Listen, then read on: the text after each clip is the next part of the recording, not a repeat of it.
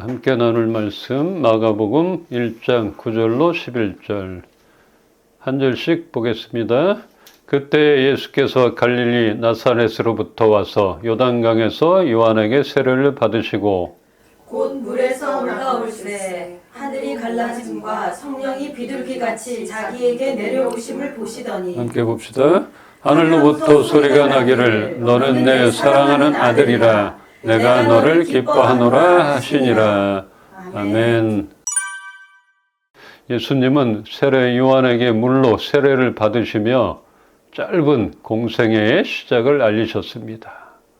그 당시 죄인들을 회개시키려 베푸는 이 요한의 세례는 예수님을 죄인과 동일시시키는 그런 의미를 갖기 때문에 예수님은 세례를 받음으로 완전한 인간의 몸으로 죄를 짊어지는 자가 되셔서 구원을 완성시키실 그 사명을 따르게 된 것입니다. 또한 예수님이 세례를 받으신 후에 하늘로부터 뭐가 임했다 그랬어요? 요한에게 물로 세례를 받으신 후에 하늘로부터 성령이 임하고 또 너는 내 사랑하는 아들이라 이런 음성이 들려왔는데 이것은 예수님의 하나님 되심을 공개적으로 선언하시는 그 아버지 하나님의 증언이라 하겠습니다. 아이러니하잖아요. 죄인처럼 사람에게 물로 세례를 받았는데 성령이 임하고 하늘로부터 음성이 들려오고 여기서 서로 구별되게 나타난 하나님을 볼 수 있는데 우리가 잘 알고 있는 그 중요한 단어 뭐가 생각납니까? 뭐 생각나는 거 있어요? 단어? 트리니티, 삼위일체. 성자 예수님, 성령님이 임하시고 하나님 아버지의 음성이 들려오는 거예요. 이렇게 성부, 성자, 성령이 동시에 드러난 그 삼위일체 하나님을 명확히 보여주는 그런 장면인 것입니다. 그 자리에 있던 사람들은 예수님이 죄인처럼 요한에게 세례받는 것 그것만 알고 예수님이 하나님 되심을 몰랐을 것이에요. 이 세례 줬던 세례 요한만 알았을 것이에요. 자기의 사명을 알았기 때문에. 이렇게 평범한 목수의 삶을 살다가 멋지게 사역의 시작을 알리신 예수님이시건만 그분이 가장 먼저 겪게 된 것은 정말 아이러니하게 40일 동안의 광야 생활이었습니다. 성령도 임하고 하나님의 아들임이 선포되었는데 바로 능력을 펼치시면 될 것을 광야에서 인간의 한계를 경험하시고 사탄의 유혹과 시험을 감당하시고 그때서야 비로소 하나님 나라를 선포하시고 능력을 나타내셨습니다.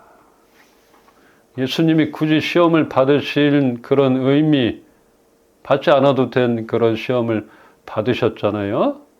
그런데 그런 의미에 대해서는 몇 차례 말씀을 통해 나누었는데 하나님의 아들이며 성령님과 함께 하시는 예수님이시지만 끝까지 낮아지시어 우리들의 연약함을 이해하시고 동정하시고 품으시려 그 고난의 시간을 감당하셨던 것입니다.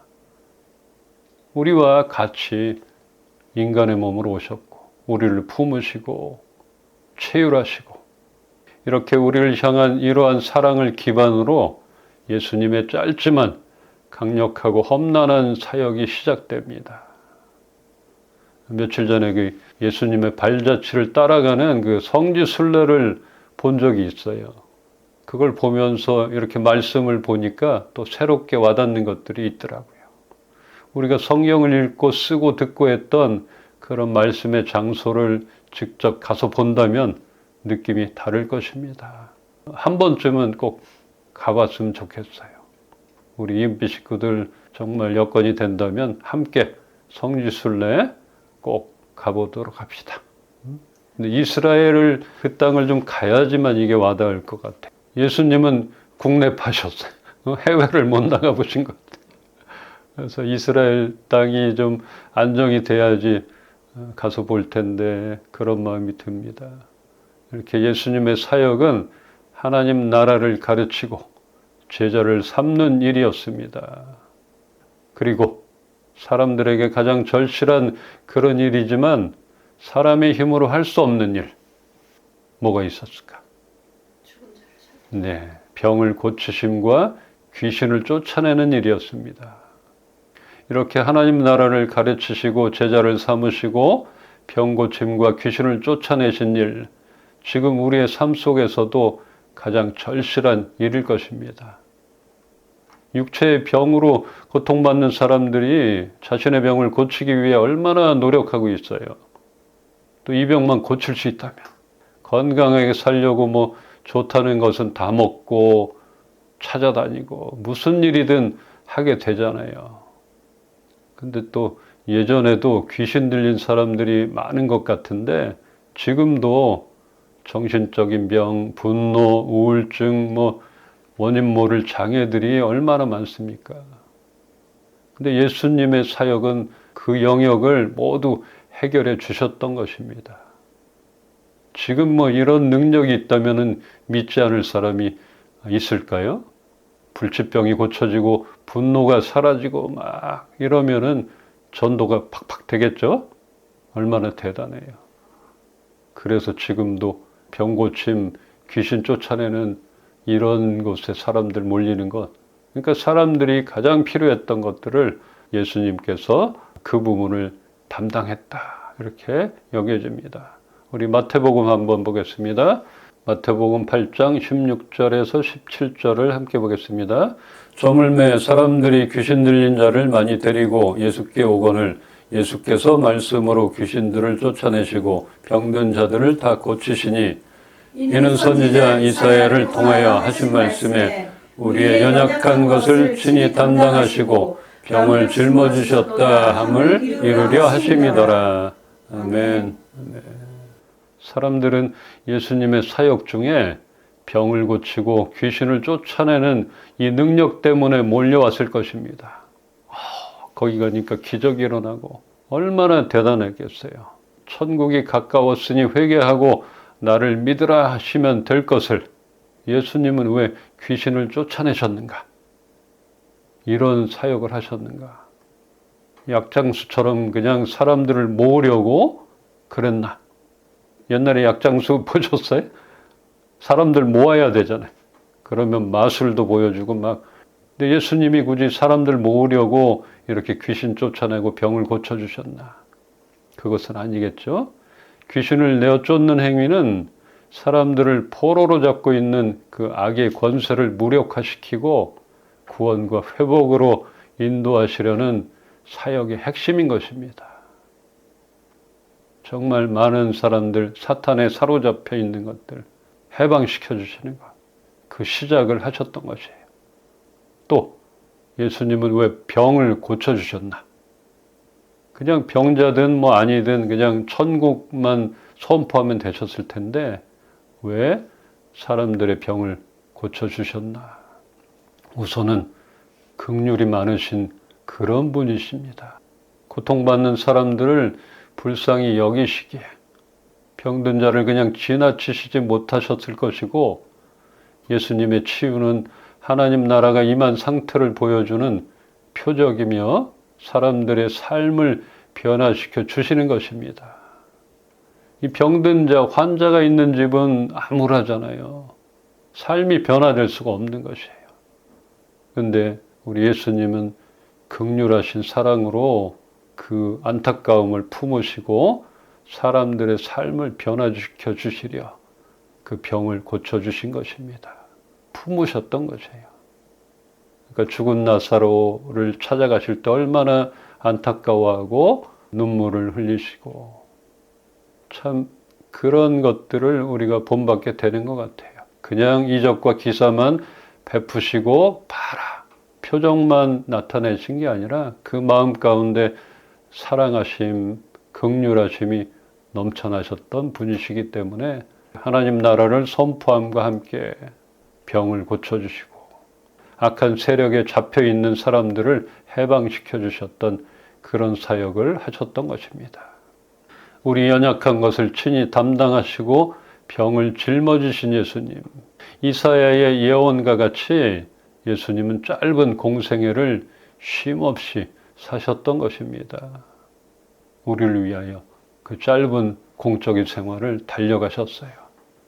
그러니까 쉬지도 못하고 계속 사람들이 몰려오기도 하고 또 제자들에게 가르치고 능력을 베푸시고 얼마나 힘드셨을까 이런 생각이 듭니다. 예수님의 그 치유 사역은 하나님의 사랑과 권능이 아픔과 고통 속에서도 임한다는 그런 것입니다. 아픔과 고통, 소외된 자, 그들에게 하나님의 사랑과 능력이 임했던 것이에요. 또한 치유가 단순한 그런 신체 회복을 넘어 마음과 영의 회복으로 하나님 나라가 임하고 있다는 증거를 예수님은 나타내 보이셨습니다. 예수님은 너희 믿음이 너를 낫게 했느니라. 믿음이 치유를 이끈다. 믿음이 치유의 동반자라 할 수 있겠습니다. 그냥 예수님이 손만 대어도 고쳐주셨어요. 그런데 예수님은 너의 믿음이 너를 낫게 했다. 이렇게 말씀하셨어요. 우리가 간절하게 예수님을 믿고 하나님의 능력을 믿으면 이렇게 치유, 완전한 치유, 회복을 볼 수 있다는 것이에요. 그러니까 지금도 의술, 이런 치료와 함께 신앙적인 믿음이 회복 과정에 함께 작용한다는 것, 이것을 의심할 여지가 없는 것입니다. 의술의 힘, 이것만 의지해서는 안 된다는 것이죠. 우리의 믿음, 함께 병행이 돼야 된다. 그래서 우리는 기도하며 또 병원 치료를 받고 또 몸을 잘 돌보는 것들 중요하지만 우리는 절대자 하나님 그분께 매달릴 필요가 있는 것입니다.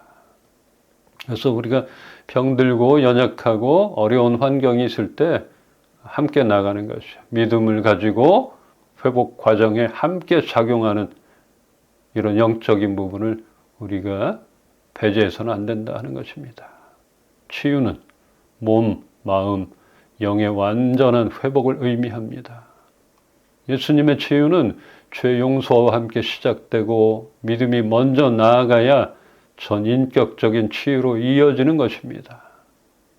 죄 용서, 회개하라 이런 말씀하셨잖아요. 그런데 내가 뭐 암이든 불치병인데 회개한다고 뭐가 낫겠어요? 죄와 무슨 상관이 있어요? 일반 사람은 그러잖아요. 그러나 예수님의 치유는 죄 용서와 함께 시작되고 또 우리의 믿음을 보시고 그때야 비로소 전인격적으로 치유가 시작된다 하겠습니다. 우리 교회의 그 두 번째 릴레이 성경 쓰기가 시작되어서 지금 출애굽기 거기를 지나고 있습니다. 근데 이 출애굽기 중반부터는 굉장히 좀 재미없어요. 어려워요. 성막과 제단을 만드는 방법과 뭐 제사장을 세우는 일 이런 것들 나오잖아요. 그리고 그 백성들이 여호와 앞에 행해야 하는 율법 그런 얘기가 계속됩니다. 우리가 쓰고 있는데 순서가 잘못 걸리면 너무 길고 어려운 그런 장을 쓰게 됩니다. 성경을 쓰는 것, 눈으로 보고 쓰고 읽으면서 하고 3번 정도가 되는 것 같아서 너무나 좋습니다. 이렇게 하나님 앞에 목숨을 걸고 나가야 했던 그 출애굽 당시의 제사장들, 그 이스라엘 백성들, 이렇게 하지 않으면 안 된다. 이런 율법들이 얼마나 많이 나와요.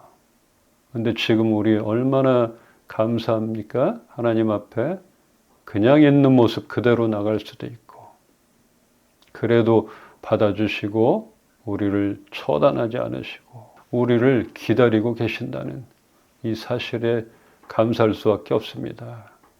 이것은 예수님의 희생과 순종으로 우리가 얻게 된 은혜인 것입니다. 예수님께서 그렇게 길을 열어놓으셨던 것이에요. 오늘 말씀을 통하여 우리는 병고침과 귀신을 쫓아내는 예수님의 능력에만 초점이 맞춰져서는 안 됩니다. 하나님 나라를 가르치시는 예수님, 우리의 상태로는 절대로 다가갈 수 없었던 하나님께 갈 수 있는 길을 열어주셨던 예수님, 그분을 기억해야 합니다. 왜 병든 자를 고쳐주시고 귀신을 쫓아내셨는가? 사람들을 삶을 회복시켜 주시고 이게 필요한 거잖아요. 지금도 마찬가지잖아요. 영적인 문제 얼마나 심각합니까? 또 육적인 병들 얼마나 심각해. 그냥 삶을 살아갈 수 없는 그런 일들을 우리 예수님은 회복시켜 주셨던 것. 그것에 초점을 맞추셨던 것. 참 감사한 것입니다. 그냥 회개하라. 그냥 너의 잘못이다. 너 지옥 갈 거다. 이런 저주가 아닌 것이에요. 필요를 채워주시고 필요한 자들에게 먹을 것을 베풀어 주시는 것들. 오병이어의 기적들도 보게 되고 이것은 다른 시인으로서는 찾아볼 수가 없는 것이죠. 왜냐하면 예수님은 완전한 인간의 몸으로 오셨기 때문에 배고픔도 아시고 고통도 아셨던 분입니다. 다시는 우리를 죄가 다스리지 못하게 완전한 치유와 회복해 하신 예수님의 그런 발자취 기억하길 소망합니다. 자, 여러분들 이렇게 삼위일체 되신 하나님께서 우리를 위하여 이 땅에 오셨다는 것들 이것을 기억하며 죄가 다스렸던 몸에서 이제는 하나님 안으로 하나님의 그늘 아래 있다는 것들 그 사실을 잊지 말길 소망합니다. 이제 예수님이 은혜를 베푸시고 가르치시고 사람을 살리신 것처럼 예수님의 능력, 예수님의 말씀이 절실한 사람들을 우리가 잘 섬기며 정말 제자들에게 예수님이 가르치시고 능력을 베푸셨잖아요. 우리들도 예수님의 제자로서 능력들이 우리의 삶 가운데 발휘되기를 주님의 이름으로 축원합니다. 아멘.